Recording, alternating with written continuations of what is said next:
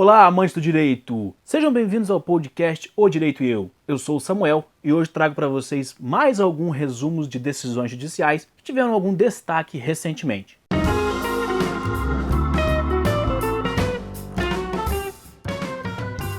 Antes de mais nada, eu quero agradecer a vocês que participaram lá no Instagram, @canal Direito e Eu, das enquetes que eu fiz para direcionar melhor o conteúdo aqui do podcast. Eu anotei todas as sugestões, fiz um levantamento e os próximos episódios eu procurarei planejar de acordo com o sugerido por vocês, certo? Agradeço mesmo pela participação, porque este trabalho aqui, esse programa, esse projeto é feito para vocês. De nada adianta eu vir aqui e falar só o que eu quero, sendo que não é o que vocês querem ouvir. Dito isso, vamos então ao conteúdo do episódio de hoje. Ultrapassar jornada trabalhando de casa gera horas extras. A juíza Silene Cunha de Oliveira, da Terceira Vara do Trabalho de Belo Horizonte, entendeu que ultrapassar a jornada de trabalho, mesmo que atuando em regime de home office, não afasta o direito ao pagamento de horas extras. A empresa afirmou que a autora do processo desempenhava cargo de confiança, fazendo serviço externo. Assim, não haveria direito ao pagamento, uma vez que a empregada se enquadraria nas previsões contidas no artigo 62, inciso 1º e 2º da CLT. Entretanto, a juíza entendeu que, abre aspas, restou comprovado que a jornada da autora era controlada tanto nas atividades externas quanto nas internas, a despeito da suposta flexibilidade de horários. Com efeito, ficar afastado do trabalho externo sem controle da jornada, uma vez que os horários da autora eram efetivamente acompanhados pelas empresas mediante agendamentos de horários pré-definidos. Ademais, as atividades eram fiscalizadas pela gerência, que determinava o labor em jornadas extraordinárias ao final do mês, para cumprimento das metas estipuladas. Fecha aspas. Por tais razões, foi afastada a exceção legal contida na CLT e foi deferido o pagamento de horas extras e intervalo intra-jornada com seus respectivos reflexos.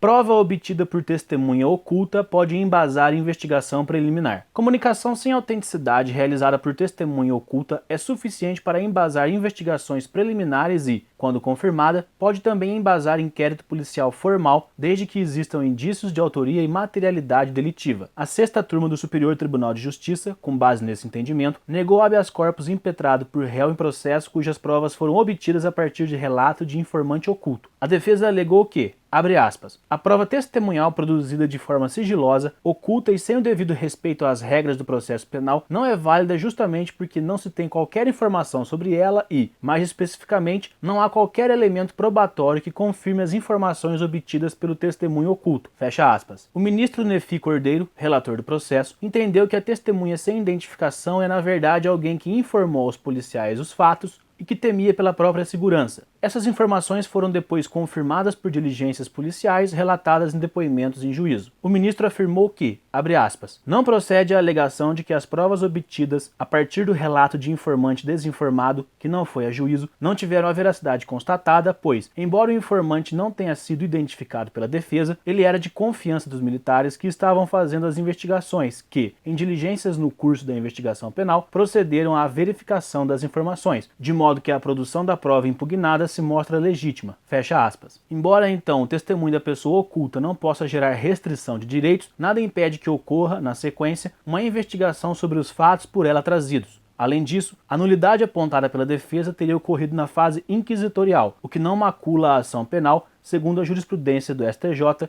que diz que eventuais irregularidades ocorridas na fase investigatória, dada a natureza inquisitiva do inquérito policial, não contaminam a ação penal.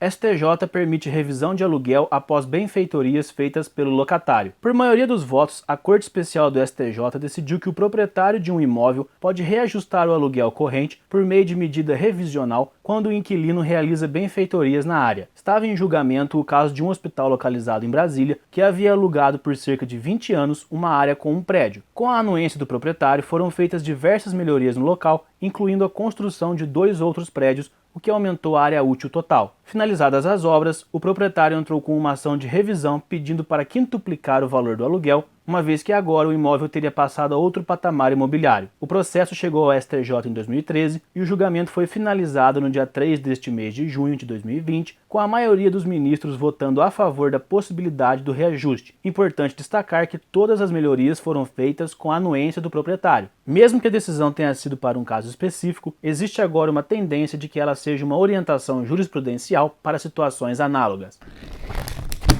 Operadora é condenada a indenizar consumidor por cobrar dívida de terceiro. A juíza do 5º Juizado Especial Civil de Brasília condenou a empresa Claro S.A. a indenizar um consumidor por cobrar dívida de terceiro. O autor da ação narrou que recebe, de forma reiterada, ligações da empresa ré referente à cobrança de débitos em nome de terceiros. Constam nos autos a relação de registros telefônicos e uma mensagem de texto com a cobrança. O autor pediu que a operadora parasse com as cobranças, além do pagamento de compensação por danos morais. Na defesa, a empresa alegou que a linha telefônica do autor não consta na sua base de dados e que os documentos juntados aos autos não demonstram a origem da dívida. A operadora requereu assim que os pedidos fossem julgados improcedentes. A magistrada, na decisão, destacou que, conforme os documentos juntados aos autos, os registros se repetiam de forma insistente e reiterada e que as empresas de cobranças de dívidas se identificam em nome da empresa ré. A juíza entendeu que a conduta abusiva da ré ultrapassa o mero aborrecimento. Abre aspas. Verifica-se que a ré insiste na cobrança de terceiro de modo a causar perturbação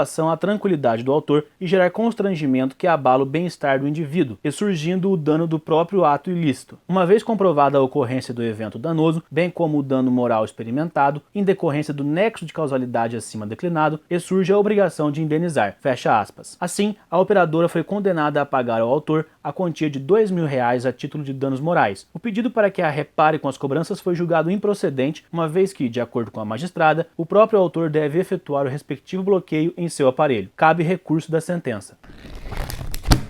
Este foi então mais um episódio aqui do podcast O Direito e Eu. Não se esqueça de acompanhar nosso perfil lá no Instagram, @canal Direito e Eu, se inscrever no canal do YouTube se ainda não fez, youtube.com/O Direito e Eu, e também de acompanhar o blog www.odireitoeu.com, onde postamos alguns artigos com reflexões bem interessantes. Essa semana eu publiquei um sobre os problemas de se aplaudir, de se incentivar os abusos do Estado contra nossos adversários. Saiu essa semana, deve ser o último post lá se você acessar o blog. Corre lá e confira que está um artigo bem bacana que traz reflexões bem importantes para o nosso atual cenário. Então é isso, um abraço, tchau!